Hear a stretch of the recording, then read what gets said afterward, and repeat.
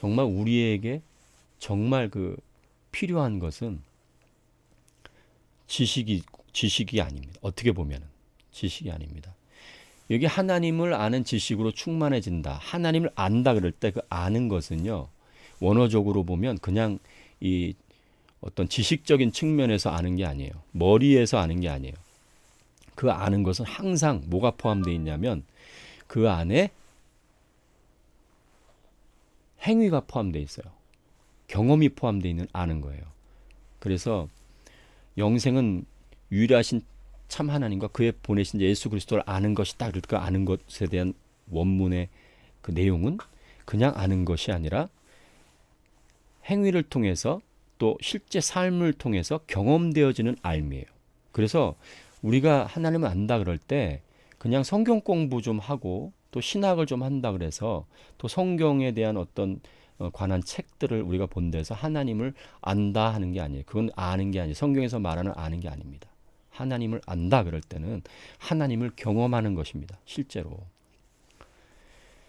그래서 패커란 사람이 그런 얘기했어요. 그 하나님을 아는 지식이라는 책에서 그런 얘기를 했어요. 지금 생각이 나는데 그 길을 걸어가는 그 어떤 그 가는 방법을 어디까지 가는 방법을 아는 거와 그 길을 걸어가는 것의 차이는 완전히 다르다. 그거 굉장히 공감되는 얘기거든요. 실제로 내가 그 길을 걸어가는 것과 그 길을 걸어가는 방법을 아는 것은 다른 거예요. 하나님에 대해서 아는 것과 하나님을 아는 것은 차이가 있어요. 제가 여러분에게 하나님을 아셔야 됩니다. 이렇게 얘기할 때 하나님을 아는 것과 하나님에 대해서 아는 것은 천지 차이입니다. 구원도 마찬가지입니다. 예수 그리스도에 대해서 알아서 구원받는 게 아니고 예수님을 알아서 구원받는 겁니다. 이게 차이가 좀 있는데 예수님에 대해서 알아서 구원받는 거 아닙니다. 예수님에 대해서 수많은 것을 알아도 구원받지 못할 가능성도 충분히 있습니다. 예수님을 알아야 됩니다. 이것 구원이라는 부분은 그래서 제가 믿음이란 부분과 굉장히 같은 단어 중에 하나가 거듭남이라고 했잖아요. 거듭남은 실제적인 거예요. 거듭남은 생명이 변화되는 거예요. 새로운 생명체로 변화되는 거예요. 그래서 어떤 그런 그 예정이라든지 선택이라든지 이런 것보다 더 성경에서 강조한 게 뭡니까? 회개예요, 회개. 회개의 본질이 뭔지를 먼저 알아야 돼요. 회개가 뭔가? 어떤 분은 뭐 한 번만 회개해야 된다. 아니면 또 우리는 꾸준히 회개를 해야 된다. 그런 말씀하는데 회개의 본질에 대해서 잘 몰라서 그런 얘기가 또 나오는 거예요. 또 이 회개에 대한 얘기를 하게 되면 또 뭐 우리가 복잡한 어떤 그런 또 장황한 얘기를 해야 되겠지만 회개는 어떤 뉘우침하고 그 완전 차이가 있어요. 어떤 우리가 잘못을 했을 때 눈물을 흘리면서 하나님 앞에 내 잘못에 대해서 또 사람 앞에서 내 잘못에 대해서 용서를 구하고 또 그거로 인해서 우리가 용서를 구하는 거죠. 용서를 구하고 뉘우치고 뭐 그런다고 해서 그게 회개냐? 그것도 회개한 부분이겠지만 본질적인 회개는 돌이키는 거거든요. 생각을 바꾸는 거예요. 그래서 우리가 회개라는 것은 어디에서부터 생각을 바꿔야 되는 거냐면 어떤 죄를 지었을 때 뉘우치는 개념으로 보지 마시고 회개는 죄로부터 이게 죄가 뭡니까? 어제도 잠깐 말씀드렸지만 하나님이 없는 사고방식, 하나님이 없는 삶에서부터 하나님이 존재하시고 하나님이 늘 우리의 주관자가 되시는 삶으로 바꾸는 거예요. 회개는. 그리고 또 세상에서 또 돌이키는 거예요. 사도 바울이 말씀하신 것처럼 내가 십자가에 못 박았다. 내 정과 욕심을 십자가에 못 박았다. 이 세상에 대해서 내가 십자가에 못 박았다. 세상에 대해서 죽었다. 하는 것처럼 내가 세상에서 추구하는 많은 것들을 이제는 더 깊은 차원으로 끌어올려서 하나님의 뜻인가 아닌가를 살펴봐서 내가 세상적인 생각으로 가득 찼고 내 욕심으로 가득 찼던 것들을 하나님의 뜻과 하나님의 방법대로 하나님이 원하시는 대로 하나님의 영광을 드러내는 쪽으로 바꾸는 거예요. 그것이 바로 회개입니다. 그것뿐만이 아니라 사단으로부터 돌이키는 겁니다. 사단, 이 세상의 임금인 사단으로부터 돌아서는 겁니다. 예전은 사단이, 우리가 하나님을 알지 못할 때는 사단이 눈짓만 해도 바로 그냥 욕심이 생겼어요. 사단이 어떤 일을 우리에게 시키기 위해서는 뭐 힘들지도 않았어요. 사단이 뭐 잠깐 우리에게 이렇게 힌트만 줘도 우리는 그것을 그냥 막 그냥 쫓아갔어요. 이제는 어떤 죄에 대한 어떤 도전이 올 때 우리는 화가 나고 짜증이 나고 기분이 나빠야 돼요. 일단 죄 맛있죠.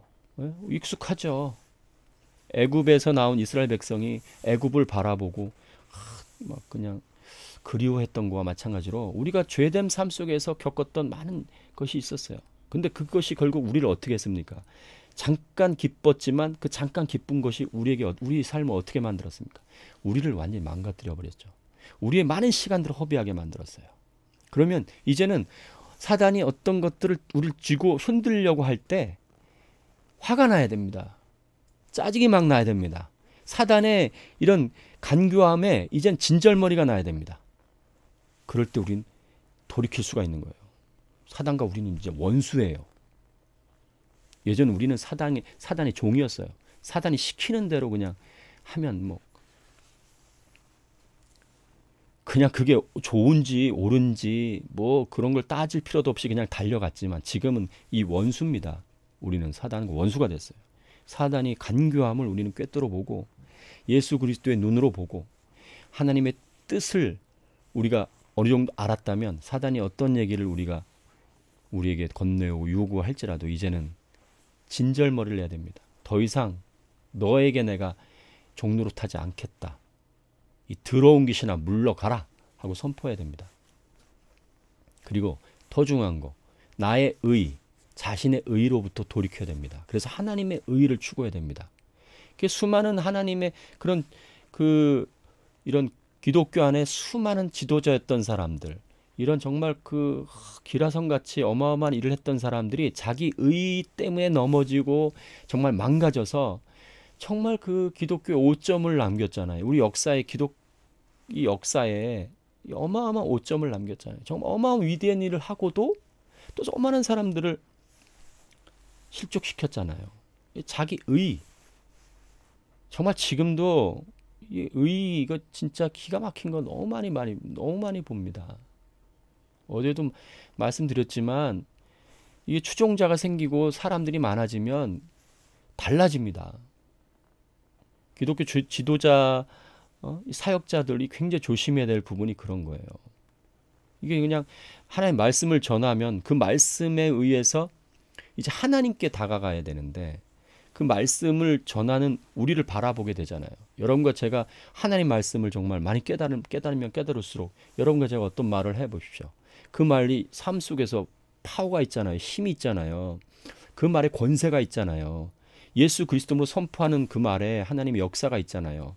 그런데 그 말 때문에 문제가 해결되고 또 하나님의 영광이 나타나면 먼저 하나님께 영광을 돌려야 되죠. 근데 우리가 그런 일을 감당하고 우리가 그런 일을 사역을 맡았기 때문에 청지기라 그래, 청지기.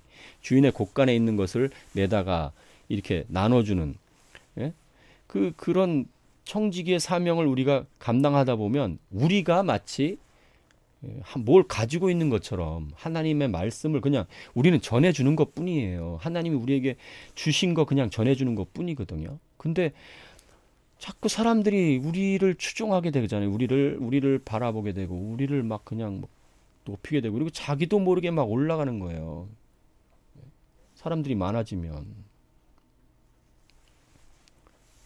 그 나중에는 막 어깨가 딱 힘이 들어가서 이것은 뭐 정말 말이 안 통할 정도로 대화가 안 돼요. 대화가. 저는 다 진짜 답답한 게 그렇지 않은 분들도 굉장히 많으십니다. 좀 훌륭하신 분들도 많으신데 저 어떤 분들은 대화가 안 돼요. 대화. 다른 사람을 들을 수 있는 귀가 이미 닫혔어요. 자기가 하나님이에요. 정말 안타까워요. 하나님 안에서 우리는 다 형제 자매요. 우린 다 지체일 뿐이에요. 하나님께서 직급을 주셨어요. 직책을 주셨어요. 목사로 교사로. 근데 목사와 교사가 무슨 일을 해야 됩니까? 봉사하게끔 하는 거잖아요. 섬기게끔 하는 것뿐이지. 왜 그것을 자기가 그것을 독차지하고 그런 교주가 될 가능성이 높은 거예요. 그러다가 이제 조금 삐딱하면 이제 절로 넘어가는 거예요. 실제로 그런 교주 역할하는 분들이 있잖아요. 처음엔 안 그랬습니다. 처음에는 굉장히 겸손했습니다. 그런 분들도 많습니다. 처음부터 그냥 전혀 다른 종교를 창시하고 정말 다른 교리를 만들어서 그렇게 시작한 분들도 물론 있겠지만 제가 보니까 처음에는 굉장히 신실했어요. 근데 점점 하나님은 사라지고 자신이 자기 의. 그러니까 회개라는 것은 자기 의로부터 돌이켜야 돼요. 굉장히 중요한 겁니다, 이게. 회개해야 되는 부분은 그래서 보세요. 회개를 그러면 돌이켰어요. 정말 본질적인 회개는 구원과 연관이 되고 그 회개는 반드시 회개 열매가 나오게 돼 있어요. 그래서 그 진짜 본질적인 회개를 하게 되면 사실은 회개를 할 필요가 없어요. 그런데 성경에 보면 회개라는 부분을 또 강조하거든요.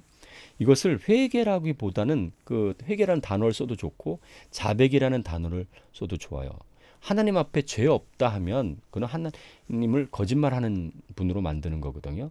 그래서 우리가 본질적으로 보면 한 번 회개를 함으로 말미암아 이제 구원의 어떤 그런 거듭나게 되면 그 사람이 원래 회개와 믿음은 손바닥과 손등과 같아요.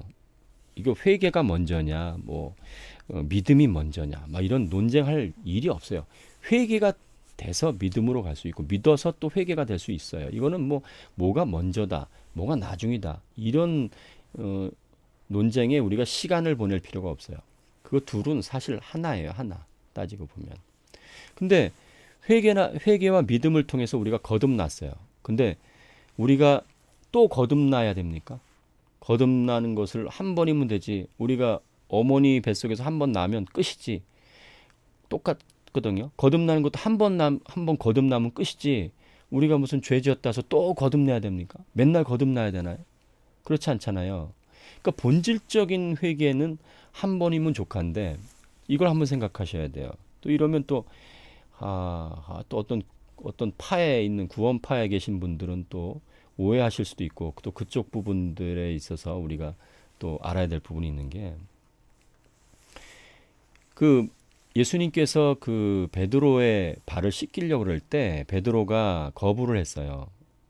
저는 제 발은 씻길 수 없습니다. 그랬을 때 예수님께서 내가 네 발을 씻지 않으면 너랑 나랑 상관이 없다 그랬어요. 너희도 온몸이 깨끗하다 그랬어요. 근데 발은 씻어야 된다. 이게 무슨 말씀입니까? 우리가 팔레스타인 지방에는 굉장히 먼지가 엄청나게 많잖아요. 광야가 거의 광야잖아요. 그 당시 때. 그 신발 보면은 거의 슬리퍼와 같은 신발을 신고 다니잖아요.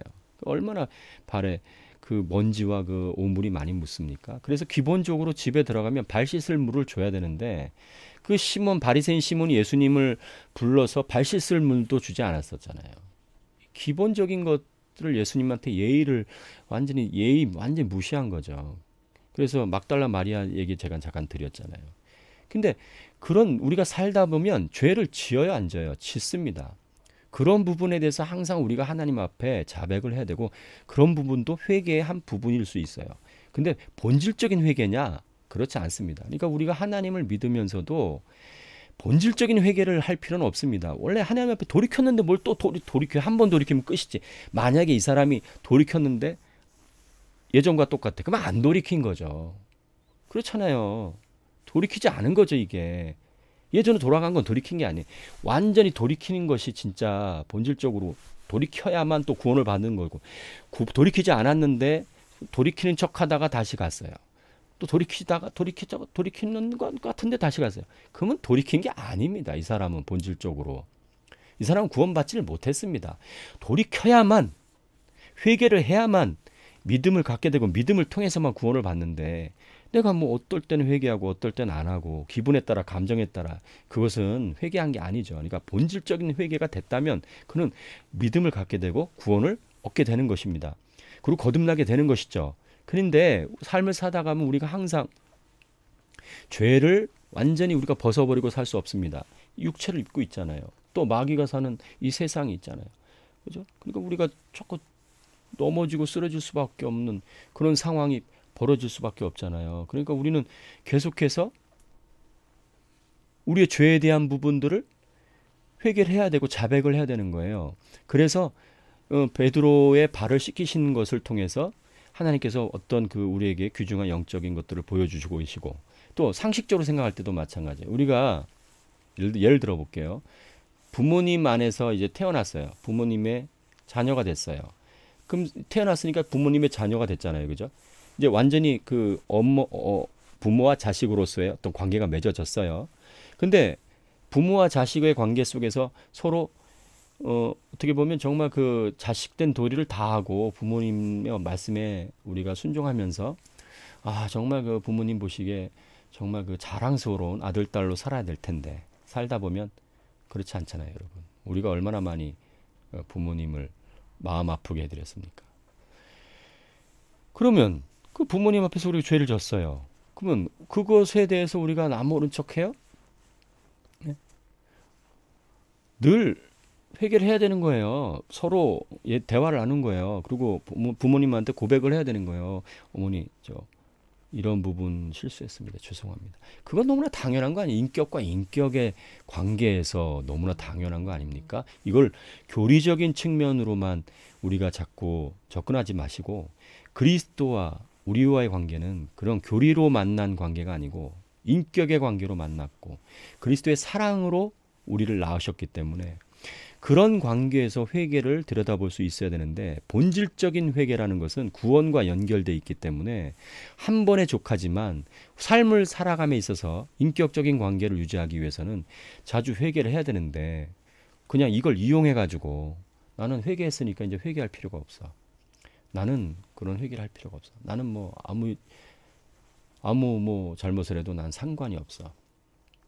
그건 인격적인 관계가 아닙니다. 그건 인격적인 관계에서 그렇게 하면 안 됩니다. 그건 정말 있을 수 없는 얘기입니다. 그래서 성경에서 그렇게 말씀하고 있는 것입니다.